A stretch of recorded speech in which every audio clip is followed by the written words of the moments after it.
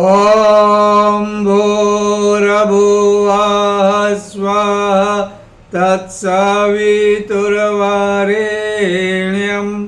भर्गो देवस्य धीमहि धियो यो नः प्रचोदयात्।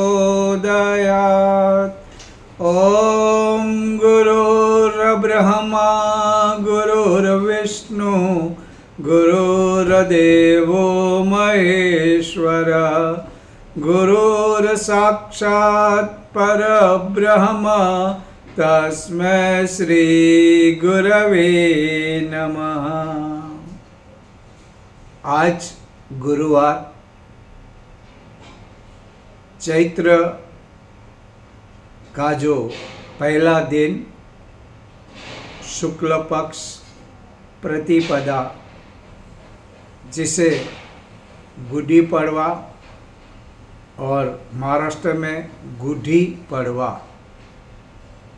हिंदू नया वर्ष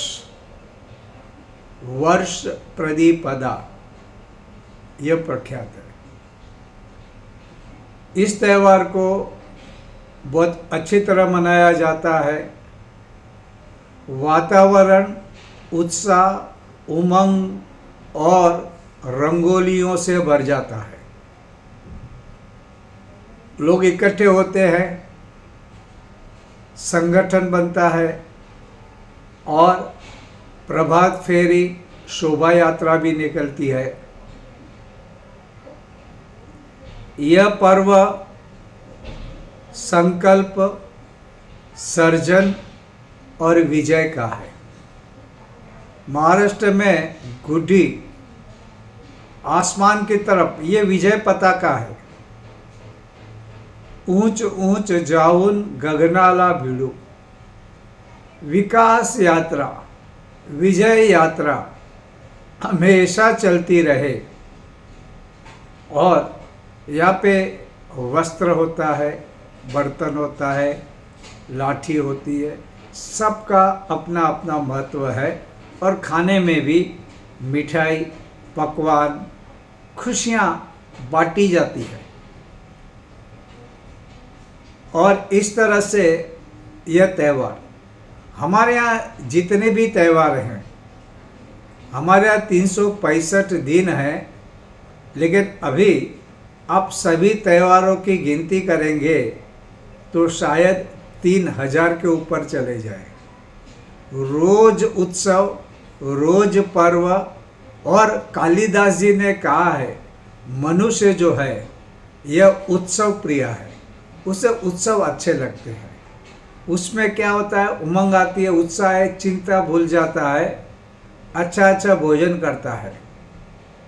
ऐसे कई त्यौहार है, दशहरा है, दिवाली है, गणेश चतुर्थी है। और हर एक राज्य में एक ही त्यौहार अनेक भिन्न प्रकार से मनाया जाता है, उसके नाम भी भिन्न भिन्न होते हैं। कुछ त्यौहार एक जैसे है, कुछ त्यौहार अलग है। वहाँ की ऋतु, वहाँ का मौसम, वहाँ का जो अन्न पकता है, वहाँ का वातावरण, इसको गिनकर इसका महत्व समझ के अलग अलग त्यौहार बनते हैं। त्यौहार मनाने चाहिए, हमारी संस्कृति टिकानी है।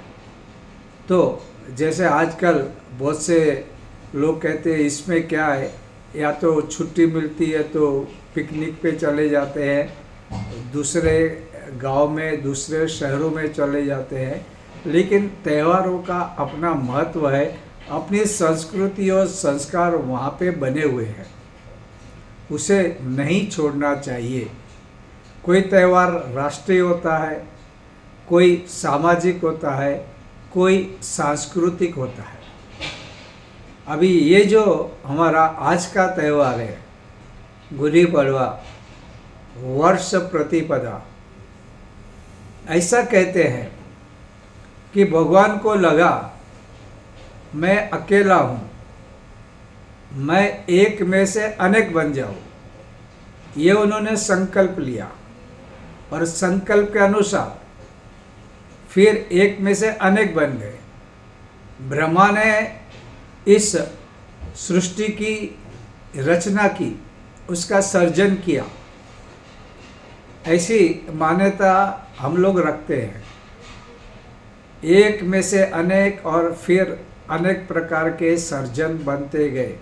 दिने दिने नवम नवम की तरह आज भी अनेक परिवर्तन आते हैं, नया सर्जन होता है। इस ब्रह्मांड का हमेशा विकास होते रहता है। अच्छा, तो इस पर्व से हमें संकल्प का महत्व समझ में आता है। संकल्प से सिद्धि मिलती है, संकल्प से ही कार्य बनते हैं, संकल्प से ही जो चीज़ अव्यक्त है वह व्यक्त होती है, संकल्प से ही बहुत सारी चीज़ें मैनिफेस्ट होती हैं। इसलिए संकल्प का हमारे यहाँ बहुत महत्व है। हम कोई भी शुभ कार्य करते हैं तब भी हम संकल्प लेते हैं। यज्ञ करना हो, सत्यनारायण की पूजा हो, शादी हो, कुछ भी कार्य हो, पहले संकल्प, क्योंकि संकल्प से सफलता, संकल्प से सिद्धि ये प्राप्त होती है। जहाँ मन में संकल्प नहीं, वहाँ मन कहाँ जाएगा? और मन ही हमारे यहाँ कहते हैं, अभी एक किताब मैंने पढ़ी, उसमें माइंड टू मैटर इसके बारे में समझाया है। किस तरह से कोई भी चीज़ माइंड में, मन में आती है, संकल्पित होती है और वह सामने पदार्थ बन के हमारे पास आ जाती है। और इसमें कोई चमत्कार की बात नहीं है, ये विज्ञान है। अध्यात्म हमारा ये सारी बातें पहले से कहते आया है, लेकिन हमको लगता था कि सचमुच में ऐसा हो सकता है क्या।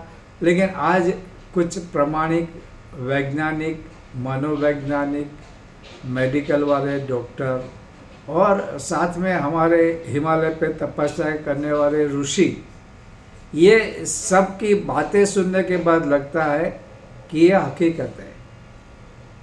दूसरी आश्चर्य की बात यह है, अभी मैं हिमालय तो नहीं गया था, लेकिन हिमालय के आसपास के एरिया में गया था। और आश्चर्य क्या हुआ, हिमालय में तपस्या करने वाले अधिकतर लोग जो कुछ भी लिखते हैं, जो उनको अनुभव होता है, वो इंग्लिश में है। ऐसा क्यों? तो पता चला कुछ पढ़े लिखे लोग जो विदेश में भी पढ़े, भारत में भी पढ़े, उन्होंने कहीं ना कहीं कुछ कंपनियां, बिजनेस स्टार्ट किया। लेकिन बाद में उनको लगा कि छोड़ो, इनमें कुछ मज़ा नहीं, सन्यासी बन गए। तो मैं ऋषिकेश में ठहरा था, तो वहाँ पे मैंने पढ़े कि इंग्लिश में किताबें बहुत ज़्यादा। मैंने बोला ये जो संत है उनको इंग्लिश कैसे आता है? बोलता उनको इंग्लिश ही आता है, हिंदी ट्रांसलेशन करवाना पड़ता है। अभी भी मैं 2-3 किताबें पढ़ रहा हूँ, वो ओरिजिनली इंग्लिश में है, इंग्लिश में से ट्रांसलेशन हो रहा है। ये अच्छा है या बुरा है ये नहीं, लेकिन पढ़े लिखे लोग, दुनियादारी जिन्होंने देखा है, जिनके पास टेक्नोलॉजी है, जिनके पास ज्ञान है, विज्ञान का ज्ञान है, वे भी साधु बन जाते हैं, सन्यासी बन जाते हैं। लेकिन उनका काम एक ही होता है, लोगों का भला कैसे हो, लोक कल्याण कैसे हो, उसका मार्ग वे दिखाते रहते हैं। अच्छा, अभी हम जो बात कर रहे थे वर्ष प्रतिपदा, गुड्डी पड़वे की, ये चैत्र के शुक्ल पक्ष में, क्योंकि यहाँ पे भगवान ने संकल्प लिया एक में से अनेक बनूं। ब्रह्मा ने सर्जन किया सृष्टि का, और फिर दुनिया सृष्टि बढ़ती गई और हिंदू नव वर्ष में गिनती होने लगी। ये त्यौहार के पीछे जो भावना है, इसके पीछे जो एक कहानी छिपी हुई है, वह इस तरह है कि हमारे यहाँ ऐसा देखो तो विदेशी लोग हमेशा आक्रमण करते रहे, और आक्रमण वहाँ होता है जहाँ पे धन संपत्ति ज़्यादा हो। भारत बहुत ही समृद्ध राष्ट्र था, दूध की नदियाँ बहती थी, सोने की चिड़ियाँ होती थी, ऐसा कहते हैं। ये रूपक है, कहने का अर्थ इतना ही, भारत बहुत समृद्ध था, धनवान था, और लोगों को लालच लगती थी कि इस भारत को लूट ले, और ये चलते रहा। एक ज़माना ऐसा आया कि शक लोगों ने भारत पे हमला किया।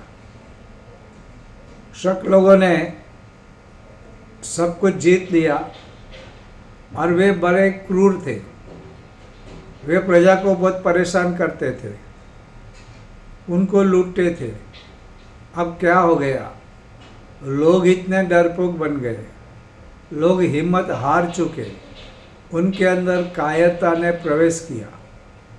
अब उनको कोई कुछ भी कहे, कितना भी मारे, कितना भी अपमान करे, वे सब कुछ सहन कर लेते थे। उनको लगता था हम तो लाचार हैं, हम तो भयभीत हैं, हम तो कंगाल हैं, हम तो बिल्कुल कायर लोग हैं, हम इनसे लड़ नहीं सकते। और वैसा जीवन चल रहा था। वहाँ के जो राजा थे उनको भी युद्ध में हरा दिया। अब राजा के पास एक छोटा सा लड़का, जिसे हम राजकुमार कहेंगे, बहुत छोटी उम्र का था।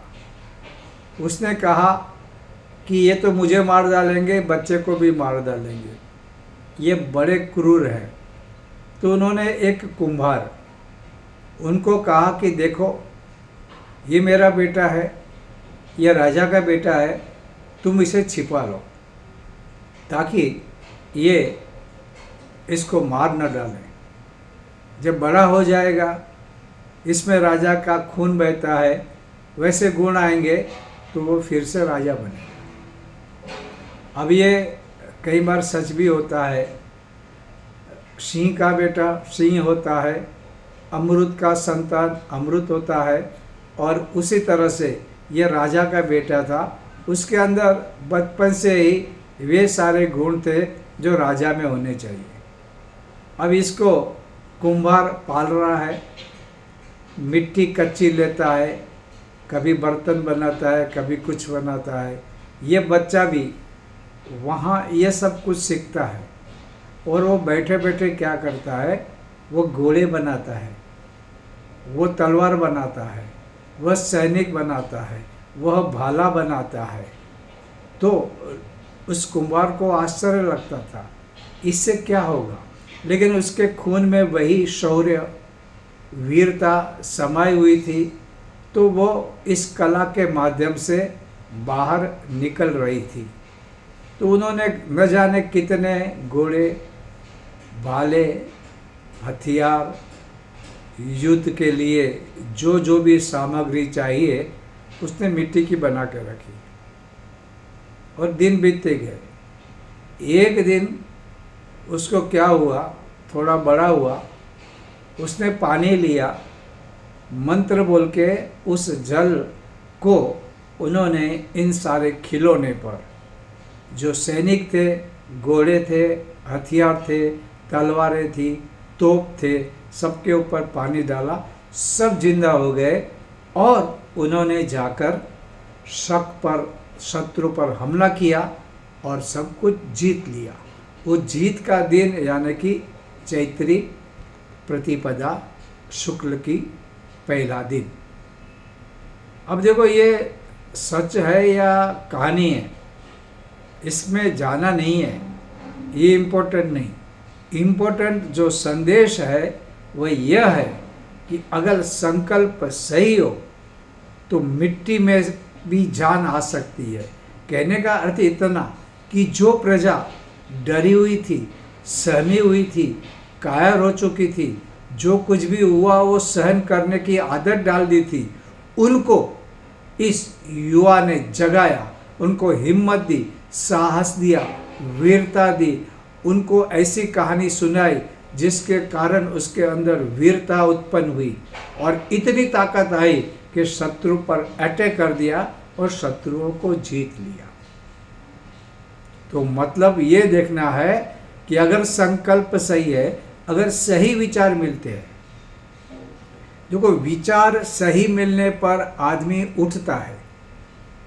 ये बात हम लोग बार बार करते हैं, जो जैसा सोचता है वह वैसा बन जाता है।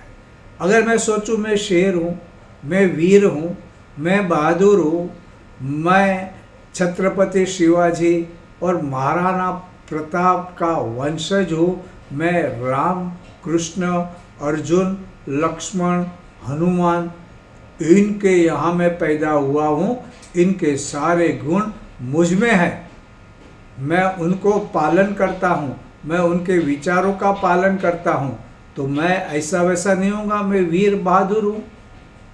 लेकिन अगर सोचा अरे मैं तो क्या हूँ, मैं तो कायर हूँ, मैं तो डरपोक हूँ, मैं तो शक्तिहीन हूँ, मेरे पास क्या है, शत्रु बलवान है, शत्रु के पास कितने सारे लोग हैं, शत्रु में मेरे से ज़्यादा ताकत है, उनके पास ज़्यादा शस्त्र है, उनके पास ज़्यादा अस्त्र है, मैं क्या कर सकता हूँ, मैं तो बेचारा, मैं तो गरीब। तो वो आदमी भी वैसे ही बनते जाएगा, उसको साधन भी वैसे ही मिलेंगे, उनको जो लोग मिलेंगे वो भी ऐसे होंगे जो क्रूर होंगे और इसको लाचार बनाना चाहेंगे। इससे उल्टा अगर विचार बहुत ही शक्तिशाली है, विचार बहुत ही मजबूत है, तो वो आदमी शेर की तरह जीना शुरू करेगा। वो सामने वाले को कुछ महत्व देगा नहीं, मैं वीर हूँ, मैं विजेता हूँ, मैं इससे लड़ूंगा, ये गलत है, ये अन्याय कर रहा है, मैं नहीं छोड़ूंगा, ये असत्य के मार्ग पे है, उसका असत्य जागृत है, मेरा सत्य मैं जागृत करूंगा और सत्य मेव जयते, ये हमारी मान्यता है, ये हमारे शास्त्रों ने कहा है, मैं सत्य के मार्ग पे चलूंगा, सत्य को मैं एक्टिव करूंगा। जब तक देखो ऐसा कहते हैं सत्य मेव जयते, तो असत्य तो एक्टिव है, वो मजबूत काम कर रहा है, सत्य तो सोया हुआ है, तो सत्य कहाँ से जीतेगा। जब असत्य एक्टिव हो तो सत्य को भी एक्टिव करना पड़ता है, जब सत्य एक्टिव होता है तो सत्य मेव जयते, सत्य का विजय होता है। ये विचारधारा हो, मैं शेर हूँ, तो क्या होगा, उसका मन मजबूत बनेगा, उसका शरीर वैसा चलेगा, उसकी चाल बदल जाएगी। और आपको मालूम है जैसे ही विचार बदलते हैं वैसा ही हमारा शरीर, हमारी भाषा, हमारा चलने का व्यवहार सब कुछ धीरे धीरे बदलने लगता है। अब सोचो शिवाजी महाराज चलते होंगे तो कैसा चलते होंगे, और हम डरे सहमे, कुछ नहीं हो सकता, क्या कर सकते हैं हम लोग, हम तो गरीब है, हमारी पेमेंट कम है, हमारा घर छोटा है, आप कैसे चलेंगे। फर्क पड़ जाता है। महाराणा प्रताप कैसे चलते हैं, भगवान राम कैसे चलते हैं, भगवान कृष्ण कैसे चलते हैं, हम कैसे चलते हैं, क्योंकि हमारी सोच ही कमज़ोर है, हम ज़्यादा सोच ही नहीं पाते। और दूसरी बात, हमारी जो सोच होती है ना, वह सजातीय विचार लेके आती है। अगर मैं बहादुरी के बारे में सोचूंगा ना, तो मुझे जो नए विचार है ना इस सृष्टि में, मुझे बहादुरी के विचार नए नए आने लगेंगे, क्योंकि वैसे ही विचार खींचने लगते हैं।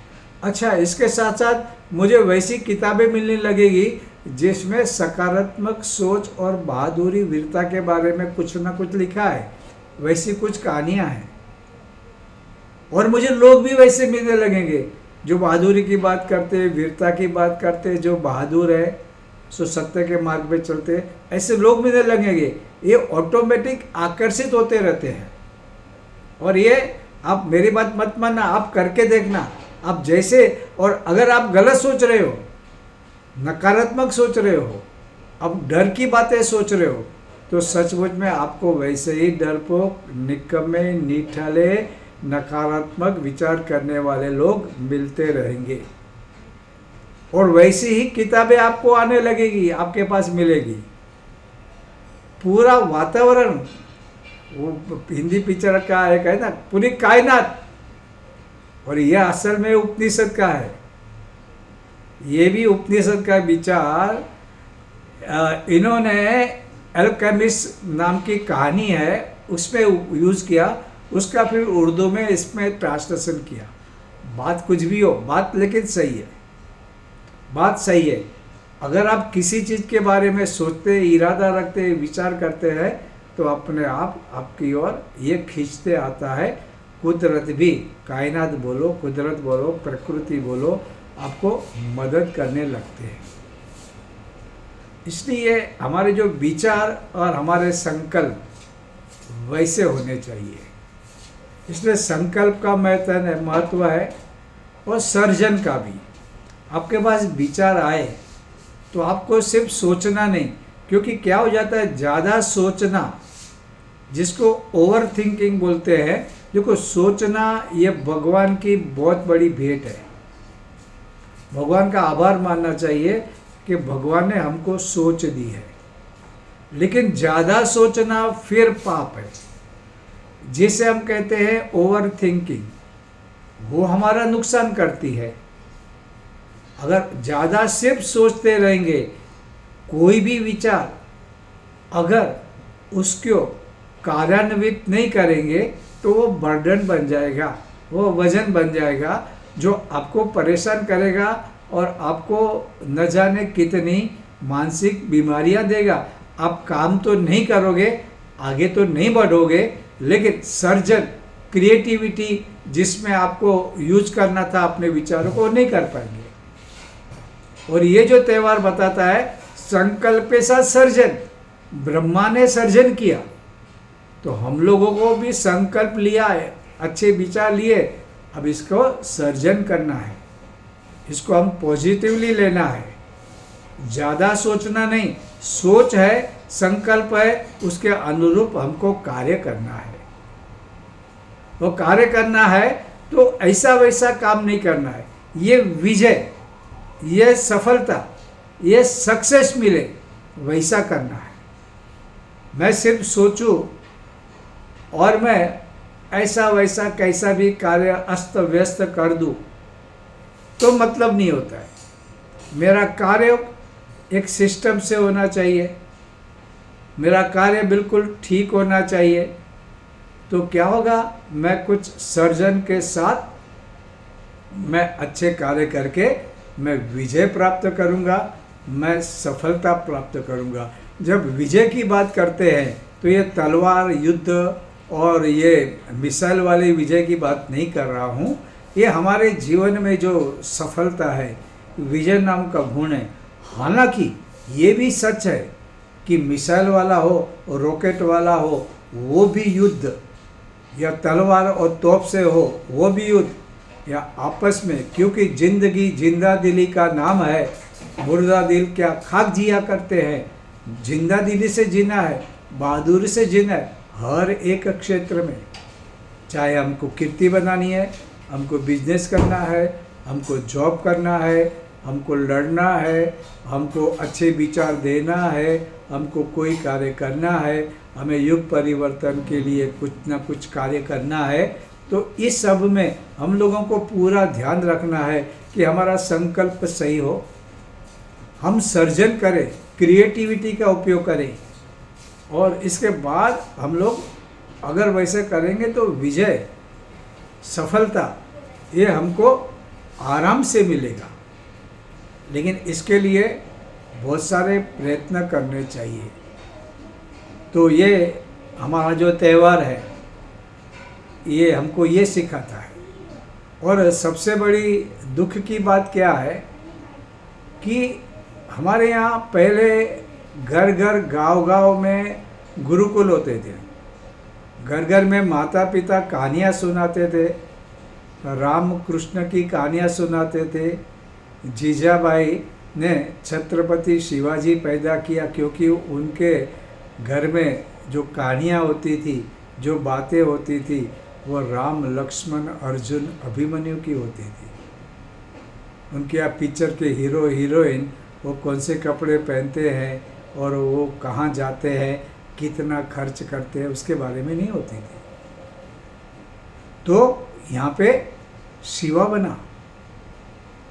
हमारे इधर घर में कहानियाँ तो अब माता पिता तो बिजी जॉब में है, टीवी पे जो कुछ भी दिखता है वो तो सचमुच में भयंकर और नकारात्मक, और जो बच्चे लोग गेम्स खेलते हैं उसका रिजल्ट क्या आता है ये तो हम लोग आजकल पेपर में भी देखते हैं, पेपर में पढ़ते हैं, टीवी में भी सुनते हैं, और हमारे यहाँ जो लोग एक दूसरे से बातें करते हैं उसमें पता चलता है कि बच्चे लोग किस लाइन पे चल रहे हैं। पहले गुरुकुल होते थे, अब तो प्राइवेट ट्यूशन हो रहा है, बच्चे को कहीं पे छोड़ के आ जाते हैं, माता पिता जॉब पे जाते हैं, दादा दादी के साथ जमता नहीं, दादा दादी कहीं गांव में या कहीं अकेले रहते हैं या फिर वृद्धाश्रम में रहते हैं। ऐसा बढ़ रहा है, ऐसा बढ़ रहा है, ये हकीकत है। तो ये बच्चों को कौन सी का बातें होगी, ऐसी बातें जहाँ पे नकारात्मकता है, जहाँ पे आवेश है, जहाँ पे क्रोध है, जहाँ पे नकारात्मक बातें हैं, तो क्या होगा, हम लोग कैसे करेंगे। तो होना चाहिए